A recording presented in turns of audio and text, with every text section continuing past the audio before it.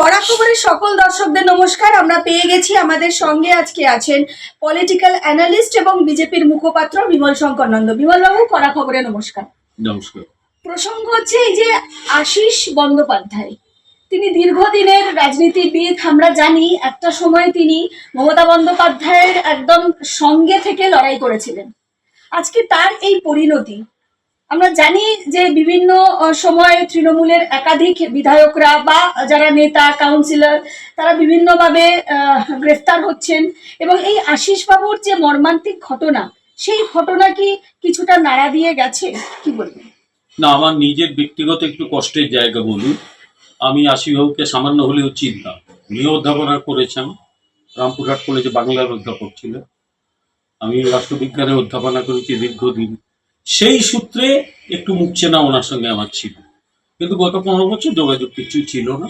তৃণমূলে উনি যোগ দিয়েছেন, ডেপুটি স্পিকার, মন্ত্রী, অনেক কিছু হয়েছেন, এমএলএও ছিলেন। সেই সময় আমি কোনো যোগাযোগের চেষ্টাও করিনি, কোনো প্রয়োজনও হয়নি। কিন্তু গতকাল যখন দেখলাম যে ওনার এই পরিণতি হলো, আমার সত্যি মনে কষ্ট হয়েছিল। একজন পরিচিত মানুষ, এবং আমি যতদূর জানি মানুষটা কিন্তু সৎ মানুষ ছিল। পরবর্তীকালে কি হবে না হবে কি করে আমি বলতে পারবো না, এখনো পর্যন্ত কেউ কিছু বলতে পারেনি। ফলে এক ধরনের কি বলবো কষ্টের ব্যাপারটা আমার রয়েছে। এখন এই ভদ্রলোককে এইভাবে চলে যাওয়াটা, এটা একটা কি বলবো পলিটিক্যাল সিস্টেমের পক্ষেও একটা ভাবার বিষয়, চিন্তার বিষয় এবং ভাবার বিষয়। ভাবার বিষয়টা কি, যে রাজনীতিতে কি তাহলে সৎ মানুষের জায়গা থাকবে না? আমরা তো এই রাজনীতি চাইছি না তো। এবং ভারতীয় জনতা পার্টি তার জন্য একটা বিকল্প রাজনীতির কথা বলছে। তৃণমূলের যে রাজনীতি, তাতে সৎ মানুষের কোনো জায়গা ছিল না। কিন্তু আমার এখানে একটা দুঃখের জায়গা, আশিস দার উচিত ছিল বেরিয়ে চলে আসা, অনেক আগে বেরিয়ে আসা উচিত ছিল, এবং সমস্ত পর্দা ফাঁস করা উচিত ছিল যে এরা অন্যায় করছে, থাকবো না এই অন্যায় দলের সঙ্গে। হয়তো কোনো কারণে ছাড়তে পারেননি, হতে পারে, কেন পারেননি আমি বলতে পারবো না। কিন্তু আশিস বন্দ্যোপাধ্যায়ের উচিত ছিল বেরিয়ে আসা। আরেকটা দুঃখের জায়গা, আচ্ছা বীরভূমে কোনো কালে তৃণমূল কংগ্রেস আশিস ব্যানার্জিকে মর্যাদা দিয়েছে? কি মর্যাদা দিয়েছে? মর্যাদা দিয়েছে কেষ্টমণ্ডলকে। আর সে মাস্টার শোনা হয় এইভাবে কথা বলতো, আমরা দেখি। আশিস দার যে একটা বড় মর্যাদার জায়গা আছে, দীর্ঘদিনের অধ্যাপক উনি, তো তার কোনো মর্যাদা দিয়েছে? আর সবচেয়ে বড় কথা, আশিস ব্যানার্জি দীর্ঘদিন অধ্যাপনা করেছেন, তৃণমূল কংগ্রেস তাকে কি দিয়েছে? একবার একটা মন্ত্রিত্ব দিয়েছিল, তারপর ডেপুটি স্পিকার করে ফেলে রেখেছিল। অথচ তাকে আরো অনেক ভালো দপ্তর দেওয়ার দরকার ছিল, দেয়নি। ফলে একটা হতাশা তো আশিসদার মধ্যে নিশ্চয়ই ছিল, আমার এ নিয়ে কথা হয়নি কখনো, কিন্তু একটা হতাশা জায়গা তো ওনার মধ্যে ছিল। আর সবচেয়ে বড় কথা হচ্ছে যে উনি তো বলেই গেছেন যে রাজনীতিটা বোধহয় আমার জায়গা ছিল না, আমার বাড়ি কেউ যেন রাজনীতিতে যোগ না দেয়। এই দুঃখটা কিন্তু খুব চিন্তার বিষয়। রাজনীতিতে যদি শিক্ষিত মানুষ যোগ না দেয়, তাহলে তো ওই সমস্ত গাল কাটা, কান কাটা, কেষ্ট, বিষ্টু, ওই সমস্ত লোকগুলি রাজনীতিতে ঢুকবে। তাহলে এটা তো রাজনীতির পক্ষেই এটা ক্ষতি। তাই আমি বলবো, না, রাজনীতিতে শিক্ষিত ভদ্রলোকেদেরই যোগ দেওয়া উচিত, তা নইলে খারাপ লোকগুলো রাজনীতিতে থাকবে। তৃণমূল কংগ্রেস একটা এক্সেপশন, একটা জঘন্য দল। ওই দলটার কোনো সভ্য সমাজে ঠাঁই নেই। কিন্তু সে ছাড়াও আরো বহু দল আছে, তারা রাজনীতিকে ভালো করতে চাইছে। ভারতীয় জনতা পার্টি চাইছে যে রাজনীতি একটু ভালো হোক, অন্তত রাজনৈতিক পরিবেশটা উন্নত হোক। কিন্তু যাই হোক না কেন, আশিস দার এইভাবে চলে যাওয়াটা খুব দুঃখের বিষয়। যেভাবে দেখা গেল দলীয় কার্যালয়ের মধ্যে তিনি একদম নিজেকে ফাঁস দিয়ে আত্মঘাতী হলেন, মানে এই বিষয়টা কেন? মানে তিনি কি তাহলে এই দলীয় কার্যালয়ে এই ঘটনাটা ঘটালেন কোথাও একটা প্রাক্তন সরকারকে বার্তা দেওয়ার জন্য? এবং আপনিও বললেন ওই যে সুইসাইড নোট, সেখানেও উল্লেখ করা আছেন যে রাজনীতি আমার জন্য ছিল না। এটা তো একটা ভয়ঙ্কর দিক। মানে শিক্ষিত লোকেরা যদি রাজনীতি থেকে এইভাবে বিরত হন, এবং দেখা গেছে তার পরিবারের, তার ভাইপো কাঁদতে কাঁদতে বলেছেন যে রাজনীতির ফলেই আমি আমার জেঠুকে হারালাম বা পরিবার, এই যে বিষয়টা সামনে আসছে, কি বলবেন? না, ওই মানে দলীয় অফিসে গলায় ফাঁস লাগিয়ে আত্মঘাতী হবে, এটা আরো খুব দুঃখের বিষয়।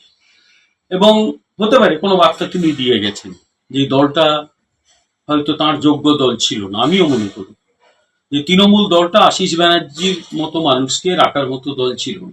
তাহলে তিনি এতদিন তো ছিলেন। এবং কালকে আরেকটা ঘটনা দেখা গেল যে ঋতব্রত প্রেস করলেন, মানে মিডিয়া বাইট দিলেন, এবং সেখানে তিনি বারংবার বলছেন যে প্রতিবাদ করার জায়গাটা ছিল না। কিন্তু কেন? মানে হেরে যাওয়ার পর, সরকার পরিবর্তন পর, ক্ষমতা চলে যাওয়ার পর বারংবার সবাই বলছে প্রতিবাদ করার জায়গা ছিল না, প্রতিবাদ করতে পারেননি, এবং আশিস বাবুও হয়তো প্রতিবাদ করতে পারেননি।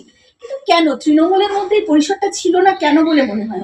এগুলো তো আগে বলা উচিত ছিল তাদের প্রত্যেকে, ঋতব্রতরও আগে বলা উচিত ছিল, আশিস দারও আগে বলা উচিত ছিল। আমি তোমাকে এটা একটা ব্যক্তিগত কথা বলি, দেখো আমিও সেইভাবে তো প্রত্যক্ষ রাজনীতিতে ছিলাম না কখনো, কিন্তু আমার 2006, 7, 8, 9, 10 এই যে সময়কাল 4 বছর 5 বছর আমি রাজনৈতিক প্রক্রিয়ায় আর অনেক প্রত্যক্ষভাবে যোগ দিয়েছিলাম। কিন্তু আমার একটা রাজনৈতিক চেতনা আছে, রাষ্ট্রবিজ্ঞানে অধ্যাপনা করেছি দীর্ঘদিন।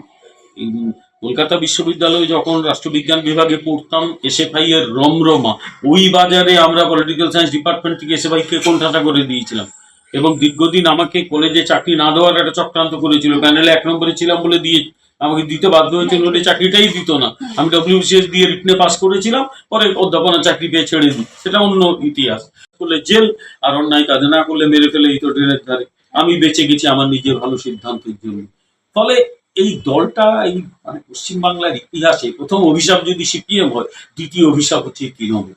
দুটি অভিশপ্ত দল পশ্চিমবঙ্গের রাজনীতিতে এসেছিল, এগুলো যেন কখনো ফিরে না আসে। পশ্চিমবাংলার রাজনীতিটা আবার শেষ করে দেবে। আবার আমি ক্যাটেগরি বুকেনি বলছি, একটা হচ্ছে এই সিপিএম দলটা, একটা 1 নম্বরের অভিশাপ।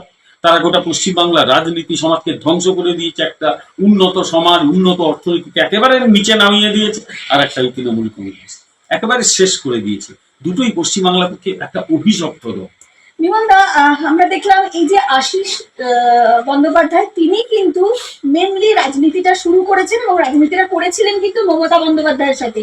কারণ যেই সময় তিনি বিধানসভা ভাঙচুর বা এই ধরনের মুভমেন্ট করতেন, উনি তার সঙ্গী ছিলেন, অনেকেই ছিলেন সেই সময়, জ্যোতিপ্রিয় মল্লিক থেকে শুরু করে পার্থ চট্টোপাধ্যায় একদম প্রথম সারিতে তার লড়াইটা করতেন। এবং এই আশিস বাবু তিনিও কিন্তু সেই সময় একদম মমতা বন্দ্যোপাধ্যায়ের পাশে ছিলেন। তো বিষয়টা হচ্ছে, এরকম একজন যোদ্ধা, মমতা বন্দ্যোপাধ্যায়ের যোদ্ধা, তিনি মারা যাওয়ার পর মমতা বন্দ্যোপাধ্যায় একবারও গেলেন না, গেলেন ঋতব্রত শিবির, যারা মমতা বন্দ্যোপাধ্যায়কে ছেড়ে চলে গিয়ে হয়তো কোথাও গা বাঁচাতে চায়, বা সেই বিস্তারিত বিষয়ে যাচ্ছি না। যারা মমতা বন্দ্যোপাধ্যায়কে ছেড়ে চলে এসছে ক্ষমতার পর, সেই ঋতব্রত শিবির গেছে, মমতা বন্দ্যোপাধ্যায় নিজে গেলেনও না এবং একটা বক্তব্য এখনো রাখলেন না। কি বলবেন? না, মমতা বন্দ্যোপাধ্যায় না কখনো মানে যে তার উপকার করেছে, যে তার সঙ্গী, কখনো অনেক বহু ক্ষেত্রেই কখনো বিরক্ত হলে তার সঙ্গে কোনো যোগাযোগ রাখতো। আমি মমতা বন্দ্যোপাধ্যায়ের রাজনৈতিক ইতিহাসটা বলি। মমতা বন্দ্যোপাধ্যায় হয়েছে তৃণমূলের জন্য, সরি বিজেপির জন্য। বলছেন আপনি? আমি বলছি বিজেপির জন্য। কারণ উনি দলটা কবে করলেন? 97-এ 1 জানুয়ারি। কে চিনত মমতা বন্দ্যোপাধ্যায়? 97 না 98? 97। কে চিনত মমতা বন্দ্যোপাধ্যায়কে? চিনত মানুষ, স্ট্রিট ফাইটার হিসেবে চিনত। স্ট্রিট ফাইটার আর দল দাঁড় করানোর মধ্যে একটা পার্থক্য আছে। দল দাঁড় করাতে অর্থ লাগে, দল দাঁড় করাতে কাঠামো লাগে, দল দাঁড় করাতে সাহায্য লাগে। 1997 সালে 1 জানুয়ারি কেউ 2-4টে লোক নিয়ে উনি বেরিয়ে এসেছিলেন। সঙ্গে কি ছিল? আবেগ। সঙ্গে ছিল বাংলার কংগ্রেসীদের একটা অংশের সমর্থন। তার সঙ্গে ভারতীয় জনতা পার্টি তার নিজের ভাইটাল ইন্টারেস্ট ক্ষতি করে মমতা ব্যানার্জিকে দাঁড় করাতে সাহায্য করেছে। কেন করেছে? কারণ সিপিএম কে সরানোর দরকার ছিল। পশ্চিমবাংলাকে তিলে তিলে শেষ করে দিচ্ছিল সিপিএম, তিলে তিলে। ওকে সরানোর দরকার ছিল। মমতা বন্দ্যোপাধ্যায় এই কাজটা করেছেন। এই জন্য আমি তো ভারতীয় জনতা পার্টির মুখপাত্র হিসেবেও আমি আবার এই কথা বলি যে ইতিহাসকে আমি তো ডিস্টর্ব করতে পারি না।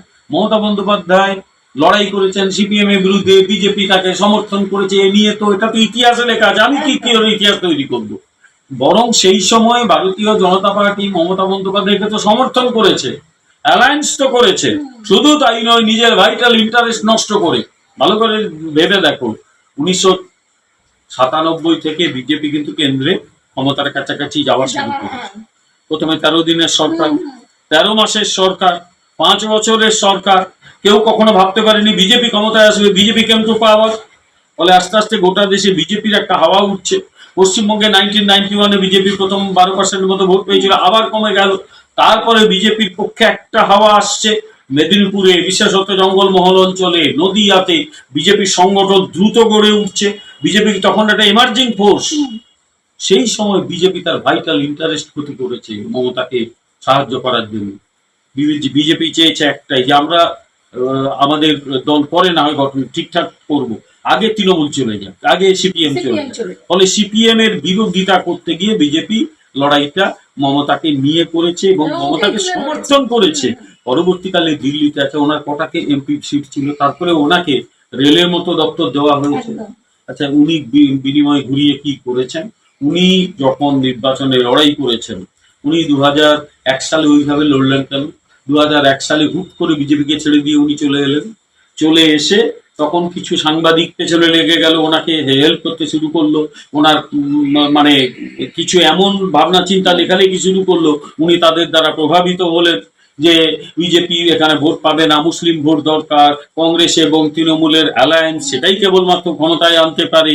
উনি একটা সামান্য ছুতো, এই ছুতোটা কি ছিল?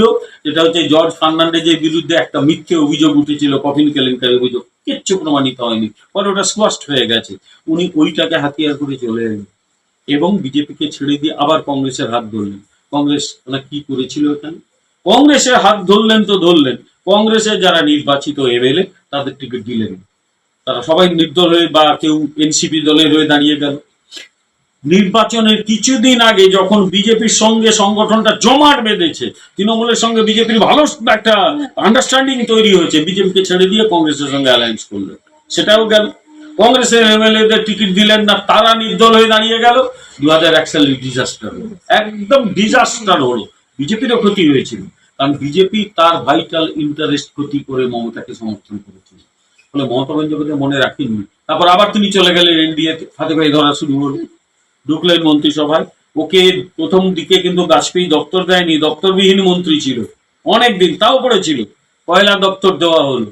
তারপরে 2006 লড়াই হলো, 2006 বিজেপি ক্ষমতায় আসতে পারলো না, দেন ছেড়ে দিল, ছেড়ে দিয়ে কংগ্রেসে গেল, আবার কংগ্রেসের সঙ্গে লেগে পড়লো ঝামেলা। উনি কার সঙ্গে কবে কি করেছেন? ফলে মমতা বন্দ্যোপাধ্যায় এটা একটা চারিত্রিক বৈশিষ্ট্য। ভাবে সেইভাবে কোনো দলীয় রাজনীতি করিনি, পরবর্তীকালে শিক্ষক সংগঠনের সঙ্গে ছিলাম। কিন্তু যখন প্লান্ডারিং শুরু করলো সিপিএম 2006 জেতার পরে, তখন আর কিচ্ছু করার ছিল না, প্রতিবাদ করতেই হলো। তার আগে শিক্ষক সংগঠনে সিপিএম এর বিরোধিতা করেছি, এবার মমতা বন্দ্যোপাধ্যায় একটা ব্রড ফ্রন্ট তৈরি করলো, একটা তার দলকে নামালো, এবং তার দলের নয় এমন বহু লোক তারা কিন্তু আন্দোলন করেছে, আমিও তো গেছি, আমার কন্ট্রিবিউশন হয়তো 0.00001%, কিন্তু তাও তার কন্ট্রিবিউশন রয়েছে। বহু মানুষ যারা সিনেমা করে, যারা লেখে, যারা উদ্যাপনা করে, যারা শিক্ষকতা করে, তারা প্রত্যেকে তো রাজনীতিতে নেমেছে, মমতা বন্দ্যোপাধ্যায়ের এই আন্দোলনে সামিল হয়েছে। যখন তৃণমূল এইভাবে জিতলো, তারপরে কিন্তু আমার কাছে একটা অনুরোধ এসেছিল, বেশ উঁচু জায়গা থেকে অনুরোধ এসেছিল, কে করেছিল আর তাদের বিড়ম্বনায় খেলতে চাইছে না, সেই আলোচনারও দরকার নেই, যে আপনি যোগ দিন, অন্তত তৃণমূলের যে শিক্ষক সংগঠনটা তৈরি করছে আপনি আসুন ইত্যাদি। আমি ডিক্লাইন করেছিলাম, কারণ দেখো, রাজনৈতিক দলে যোগ দিতে গেলে একটা মতাদর্শগত মিল চাই। আমার মতাদর্শগত মিল কিন্তু জাতীয়তাবাদী ভাবনা চিন্তায় আমি অনুসরণ করি। সেক্ষেত্রে যদি কখনো যাই, আমি ভারতীয় জনতা পার্টিতে যোগ দিতে পারি, কারণ আমার মতের কাছাকাছি ভারতীয় জনতা পার্টি।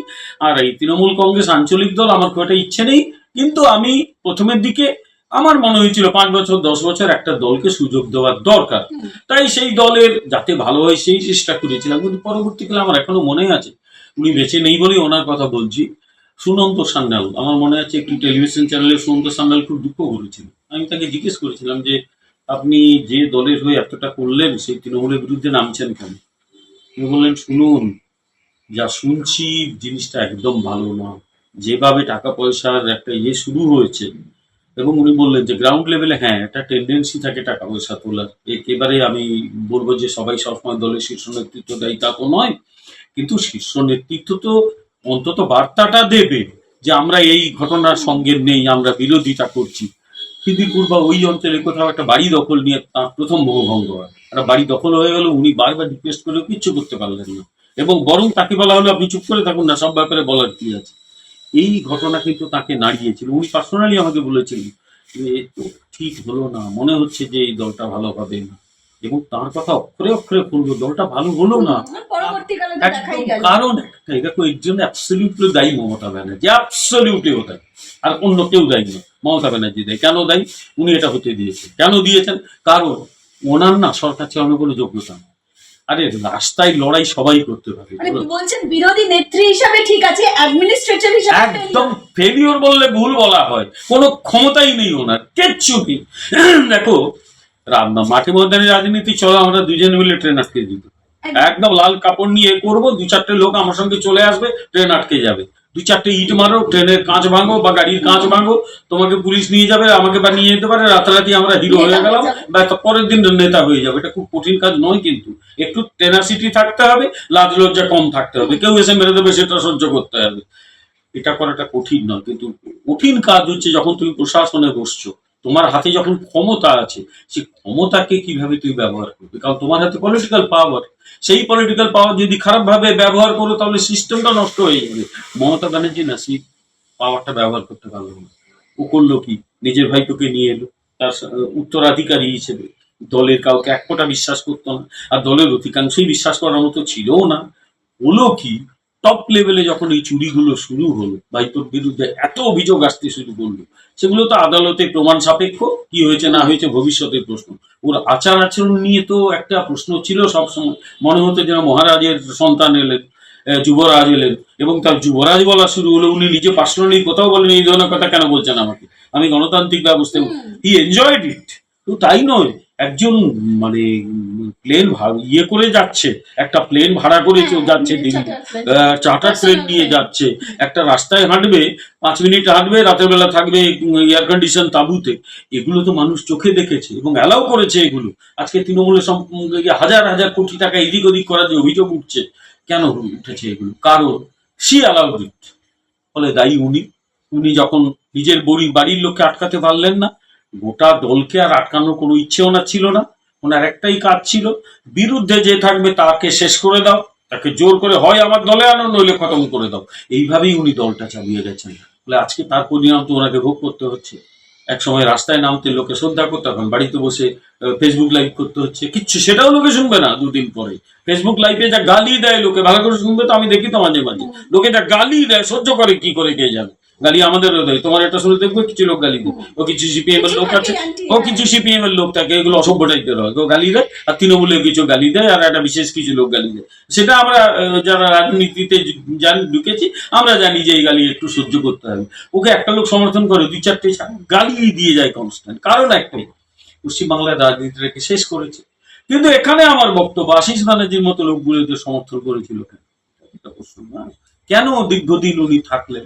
ওনার উচিত ছিল দল থেকে বেরিয়ে আসা। শিক্ষিত অধ্যাপক মানুষ, রাজনীতি থেকে উনি অবসরও নিতেন তাহলে ভালো, এদের সঙ্গে থাকে কেউ, আমি কিন্তু অনেক আগে বুঝে এদের সঙ্গে যাইনি। ওরা না, আমার মতাদর্শগত মিল নেই, আমি কেন যাবো এদের সঙ্গে। এখন দেখছি সত্যি আমি বেঁচে গেছি, যদি যেতাম আমারও ওই পরিণতি হতে পারতো। আমাকে বিভিন্ন দল পোস্ট দিয়ে দেবে বলেছিল, বিজেপি কখনো কোনো জোট শরীফকে ডিচ করে, তারা বেরিয়ে গেছে, বিজেপি কিন্তু ডিচ করেনি। আমি একটা উদাহরণ দিই, 1999 সালে, 1998 সালে অটল বিহারী বাজপেয়ী সরকার, 1999 সালে 1 বছর হয়েছে, অনাস্থা প্রস্তাব এনেছে। কে এনেছে? জয়ললিতা। জয়ললিতার একটা ডিমান্ড মেনে নিলে কিন্তু সরকারটা টিকে যেত। ওনার ডিমান্ড ছিল তামিলনাড়ুতে রাষ্ট্রপতি শাসন জারি করতে হবে। উনি ডিএমকে সরকারটাকে সহ্য করতে পারছিলেন না, কারণ ডিএমকে সরকার তার বিরুদ্ধে সমস্ত রকম মামলা করে তাকে জেরবার করে দিয়েছিল। অটল বিহারী বাজপেয়ী ডিক্লাইন করেছিলেন যে দরকার হলে আমার সরকার পড়ে যাবে, কিন্তু তোমার এইসব দাবি আমি মানতে পারবো না। উনি বিরোধিতা করেছিলেন। আর মায়াবতী তো এইসব কাণ্ড কারখানায় যথেষ্ট দক্ষ, উনি হ্যাঁ বলে আবার প্রত্যাহার করে, সরকার পড়ে গিয়েছিল। কিন্তু দেশের মানুষ চোখে দেখেছিল যে একটা মানুষ তার কথা রাখে। ফলে 1999 নির্বাচনে আবার বিজেপিকে বিপুল ভাবে এনডিএকে ফেরত এনেছে। মমতা বন্দ্যোপাধ্যায় কখনো এটা করেছে? তার রাজনীতিটা বিশ্বাসঘাতকতায় ভরা। উনি মনে করেন উনি যা বলেন সেটাই ঠিক, উনি মনে করেন ওনার কথা সবাই শুনে চলবে।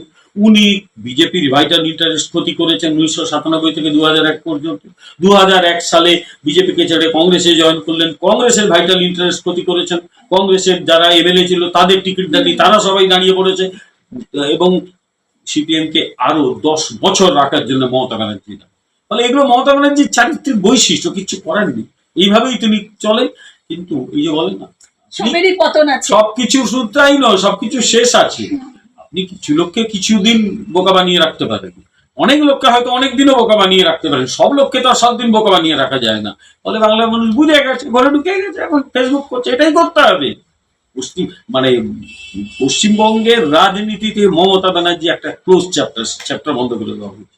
মানুষই করে দিচ্ছে। বিমল দা, একদম শেষ প্রশ্ন করবো। আমরা দেখলাম স্বাধীনতা দিবস গেল, 80তম স্বাধীনতা দিবস।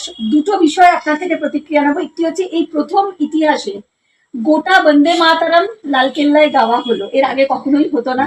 এবং কংগ্রেসের দেখা গেল যেখানে বন্দে মাতারাম পুরোটা গাওয়া হচ্ছে বলে সোনিয়া গান্ধী বিরক্ত হয়ে উঠছেন, কোনটা না বন্দে মাতারাম গানকে নিয়ে তিনি বিরক্তি প্রকাশ করছেন, কি বলবেন? একটা কথা বলি, গত নির্বাচনের আগে এই তৃণমূলের কিছু মানে সোশ্যাল মিডিয়া অ্যাক্টিভিস্ট, তারা যা তা উল্টো পাল্টা লেখে, যার টিম বানানো হয়েছিল, তারা কথায় কথায় গালি দিত আমাদের। আমরা নাকি সব গুটখাকুরের দল, বিজেপি জিতলে সব হিন্দিভাষীরা দখল করবে ইত্যাদি। আচ্ছা, বিজেপি তো জিতেছে, কটা হিন্দিভাষী সব বাংলা দখল করে নিয়েছে, কি হয়েছে? বরং আজ অব্দি যেটা যে করতে পারেনি বিজেপি সরকার করে দেখাচ্ছে। এক, সরকারি নির্দেশনামা বাংলায় হবে, আজ অব্দি কেউ ডিসিশন নিতে পেরেছে? সরকার কিন্তু পেরেছে। এবার গভর্নমেন্ট যে সার্কুলার হবে, সার্কুলারগুলো বাংলাতেও থাকবে, ইংলিশ থাকবে কিনা আমি জানি না, কিন্তু বাংলা থাকবেই, পরিষ্কার কথা। সিদ্ধান্ত এটাও হবে আগামী দিনে, দেখে নেবে কলকাতা বা শহরে সব সাইনবোর্ড, অন্যান্য শহরে তুমি ইংরেজি রাখতেই পারো, কিন্তু তোমাকে বাংলা রাখতে হবে, পরিষ্কার কথা। এই সিদ্ধান্তগুলো আজ অব্দি কেউ নিতে পেরেছে? সরকার নিতে পেরেছে। আমি মনে করি যে বাঙালিরা যে প্রাপ্য সম্মান পায়নি জওহরলাল নেহরু থেকে একেবারে অনেক দিন অবধি, সেটা কিন্তু বর্তমান ভারতীয় জনতা পার্টির কেন্দ্রীয় সরকার দিয়েছে। আমরা সেই ছোটবেলা থেকে দাবি করতাম যে নেতাজি সুভাষচন্দ্র বসুকে নিয়ে কেন্দ্রীয় সরকার এত উদাসীন কেন? বর্তমান সরকারই সেই সরকার যে দিল্লিতে যে রাজপথ নাম ছিল ওটাকে চেঞ্জ করে কর্তব্য পথ নাম করেছে, এবং সেখানে নেতাজি সুভাষচন্দ্র বসু 27 ফুট উঁচু মূর্তি বানিয়েছে। এটা কম কথা নয়। নেতাজি সুভাষচন্দ্র বসু দ্বিতীয় বিশ্বযুদ্ধের সময় আন্দামান নিকোবর দ্বীপপুঞ্জ সফর করেছিলেন, এবং দুটি দ্বীপপুঞ্জে তিনি নাম বদলে দিয়েছিলেন, শহীদ দ্বীপপুঞ্জ, স্বরাজ দ্বীপপুঞ্জ। ভারতীয় জনতা পার্টির নেতৃত্বাধীন এনডিএ প্রধানমন্ত্রী নরেন্দ্র মোদী কয়েক বছর আগে তিনি সফর করলেন, দুটি দ্বীপের নাম, একটি দ্বীপের নাম শহীদ দ্বীপ, একটি দ্বীপের নাম স্বরাজ দ্বীপ রাখলেন, একটি দ্বীপের নাম নেতাজির নামে রাখলেন। ওখানে নেতাজি সুভাষচন্দ্র বসুর নামে একটি ডিমড ইউনিভার্সিটি স্থাপন করে এসছেন। এই সম্মান কেউ কখনো দিয়েছে?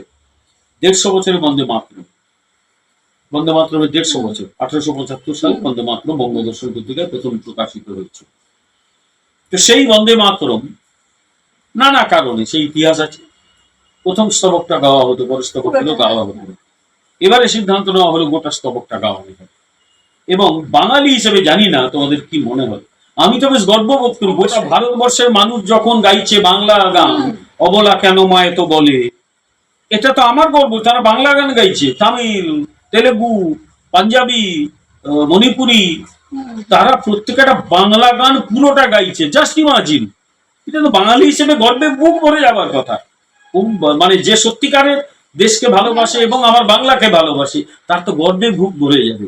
ফলে এটা কিন্তু কেন্দ্রীয় সরকার করেছেন, এবং পুরো বন্দে মাতরম গানটা একদম পুরোটা গাওয়া হচ্ছে, এবং সুন্দর সুর দেওয়া হয়েছে, দারুণ। এটা একসময় প্রথম সুর দিয়েছেন, অনেকে জানে না, প্রথম সুর দিয়েছিলেন কিন্তু রবীন্দ্রনাথ ঠাকুর। এটা একটু অন্যরকম সুর ছিল, আর এই সুরটা একটু অন্যরকম, এটা মডিফাই করতেই হবে, কারণ এটা এত লোক যখন গাইবে, ওই রাগাশ্রিত রবীন্দ্রনাথের গান আছে, কিন্তু আমি ওটা নেটে ডাউনলোড করেছি, বিভিন্ন সেমিনারে গেলে গানটা শোনাই, কিন্তু ওটা রাগাশ্রিত। ওই গানটা তো পাবলিকলি গাওয়ানো যাবে না, সবাই গাইতে পারবে না, বরং এটা একটু পপুলার ঢঙে দেওয়া হয়েছে, এবং দারুণ দেশ রাগের ওপর ভিত্তি করে একটা সুর দেওয়া হয়েছে, দারুণ সুর হয়েছে। গোটা দেশ কিন্তু বন্দে মাতরমের পুরোটা গাইছে। কেন্দ্রীয় সরকার লাস্ট যে বিলটা পাস করেছে পরিষ্কার বলে দিয়েছে যে বন্দে মাতরম কে কোন রকম অসম্মান করলে, জনগণ মনেকে অসম্মান করলে যা তার শাস্তি একই রকম শাস্তি হবে। দুটো সোনিয়া গান্ধীর শাস্তি হবে না, আমি সেটা বলি, ইকুয়াল মর্যাদা হয়েছে। কিন্তু কংগ্রেসের কাছে আমার একটা প্রশ্ন, তোমরা তো এতদিন কিচ্ছু করোনি, না করেছো নেতাজি সুভাষচন্দ্র বসুর জন্য, না করেছো বন্দে মাতরমের জন্য। আচ্ছা, আমি একটা প্রশ্ন করি, কংগ্রেসে জওহরলাল নেহরু থেকে শুরু করে ইন্দিরা গান্ধী পর্যন্ত কেউই সংসদে সুভাষচন্দ্র বসুর ছবি টাঙাননি কেন? এটা প্রশ্ন করো, কেন টাঙাননি? আসলে গান্ধী পরিবার, ওই জওহরলাল নেহরু, ওই গান্ধী পরিবার কখনোই বাঙালিকে পছন্দ করে না। আমাদের বাঙালি এখানকার মেরুদণ্ডহীন কিছু কংগ্রেসই আছে, ওই দলটার প্রতি ইয়ে করে। আমার কোনো ওই দলটার প্রতি ভরসা নেই। আমি কিন্তু কংগ্রেসি পরিবারে জন্ম, আমার বাবা কংগ্রেস করতেন, বলতে দ্বিধা কি আছে? কিন্তু আমি কোনো কালে কংগ্রেসকে সমর্থন করি। কোথাও আমার মনে হচ্ছে একজন মেরুদণ্ডহীন লোক। বাবাকেও বহুবার বলেছি যে কি করো, এটা দলকে সমর্থন করো কেন? পরে দেখলো যে ওটা ওদের একটা নিজের ব্যাপার, সমর্থন বলে লাভ নেই, অযথা ঝগড়াঝাটি করতে যাবো কেন। কিন্তু আমার কখনো কংগ্রেস দলটাকে পছন্দ হয় এই দাসত্বের সংস্কৃতির জন্য, ওই গান্ধী পরিবারের দাসত্ব বলেছিল না বর্তমান পরিবারতন্ত্র। একদম হেমন্ত বিশ্ব শর্মা বলেছিল না, ওরা কি গেছে একটা থালা বিস্কিট আর চা দিয়েছে, ওরা বিস্কিট খাচ্ছে আর রাহুল গান্ধী ওটাকে নিয়ে কুকুরকে খাওয়াচ্ছে। এটা কোন লেভেলে মানুষের অসভ্যতা অশিক্ষা গেলে এই মানুষ এটা করতে পারে। ওই রাহুল গান্ধী রিসেন্টলি কি রচনাত্মক কংগ্রেসী নাকি কি সভা ছিল, সেখানে ও কি রচনা নমুনা দেখিয়েছে ভগবান জানে। মানে মেলোনি এবং মোদিকে জড়িয়ে টিটকিরি করেছে। ওখানে সন্দীপ দীক্ষিত বলে একজনকে ডেকেছে, তাকে জড়িয়ে ধরেছে। তখন সন্দীপ দীক্ষিত বলছে ভাগ্যিস আমাকে আপনি মেলোনি ঠাউরাননি। তখন রাহুল গান্ধী হ্যাঁ হ্যাঁ হ্যাঁ করে হেসেছে। কি এগুলো? ইটালি থেকে প্রতিবাদ জানিয়েছে। যেগুলো কি হচ্ছে? আমাদের প্রধানমন্ত্রী কিন্তু এই ধরনের কথা বলছেন কেন আপনারা? আচ্ছা, সম্মানটা আমাদের নষ্ট হচ্ছে না? এই লোকগুলো কংগ্রেস করছে, তো তারা বন্দে মাতরম সহ্য করতে পারবে না, সে আর নতুন কথা কি? বন্দে মাতরম তো তাদের সহ্য হবে না। তো তারা কখনোই হিন্দুত্বের ভাবনার সঙ্গে ছিল? কখনো সোনিয়া গান্ধীর পক্ষে থাকা সম্ভব, কখনো ইন্দিরা গান্ধীর পক্ষে থাকা সম্ভব না, কখনো রাহুল গান্ধীর পক্ষে থাকা সম্ভব। এরা বেসিক্যালি হিন্দুত্ব বিরোধী, এরা বেসিক্যালি জাতীয়তার সঙ্গে এদের কোনো যোগাযোগ নেই। ওরা মনে করে ভারতের প্রধানমন্ত্রী তো হচ্ছে ওদের পৈতৃক সম্পত্তি, ওই জন্য যেহেতু প্রধানমন্ত্রী হতে পারেনি পাগল হয়ে গেছে একদম। ও বলেছে না আমরা মোদীকে পাগল করে দেবো, ঘুমোতে দেবো না। আরে তুই তো বাচ্চা ছেলে, এখনো অনেক দেরি আছে। আমার প্রশ্ন, 56 বছর বয়সে বাচ্চা ছেলে কি বাপু? আরো একটু ম্যাচিউরিটি অর্জন করো। পরিষ্কার কথা, বয়স কম হলো না তো, আর 4 বছর পরে লোকে তোমাকে সিনিয়র সিটিজেন বলবে। সুতরাং এগুলো এইভাবেই ভাবতে হবে আগামীতে, যাতে কংগ্রেসকে আরো এক্সপোজ করা যায়, আমরা সেটাই করব। আর কংগ্রেস বন্দে মাতরম সহ্য করে না, এটা খুব স্বাভাবিক কথা। তবে সোনিয়া গান্ধীর এটা গোটা দেশবাসী দেখেছে, মানুষ যা সিদ্ধান্ত নিয়ে ফেলছে। অসংখ্য ধন্যবাদ বিমল দা, অসংখ্য ধন্যবাদ দর্শক বন্ধুদের যারা এতক্ষণ অনুষ্ঠানটি দেখছিলেন। নমস্কার।